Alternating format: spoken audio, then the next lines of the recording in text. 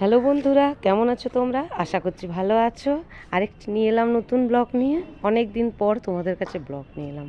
আজকে ব্লগটা নিয়ে এসেছি, আমার হাজব্যান্ডের আজকে বার্থডে। সকালে পুজো দিয়ে নিয়েছি বার্থডের দিনে।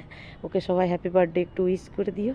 তারপর পুজো দিয়ে সমস্ত কাজ করে নিয়েছি। কাজ করার পর পুজো দেবো, স্নান টান করে আমরা একটু বাড়িতে পুজো করে একটু পুজো দিতে যাই। আমাদের ওখানে একটা কালী মন্দির আছে, সেখানে পুজো দিতে যাই। তোমাদেরকেও দর্শন করিয়ে দিলাম, একটু দেখে নাও। আর আমরা পুজো দেবো।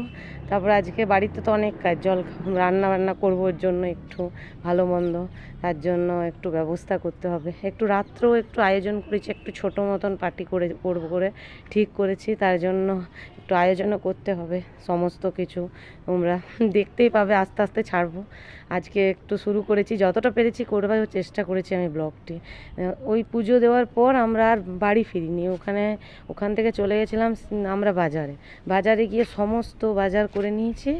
সবজি, সমস্ত মাছ, ইলিশ মাছ হয়েছিল, আর পমফ্রেট মাছ করেছি।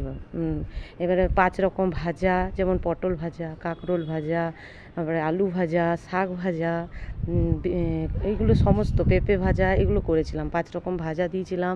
তারপরে 2 রকম মাছের ঝোল করেছিলাম।